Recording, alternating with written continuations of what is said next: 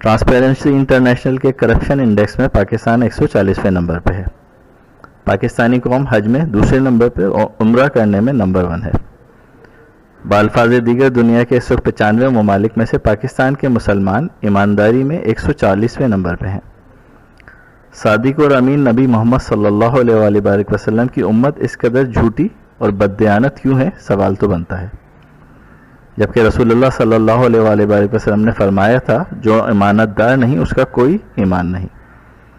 بددیانتی سے کمایا ہوا حرام مال حج و عمرے اور لنگر کر کے دکھاوے کے لیے استعمال کرتے ہیں، جبکہ حرام مال سے نہ دعا قبول ہوتی ہے نہ صدقات، جب تک کہ یہ حرام پیٹ میں رہتا ہے. خیانت ایمان کی تنزلی اور قیامت کی نشانیوں میں سے ایک بدترین حقیقت ہے اور خصلت ہے.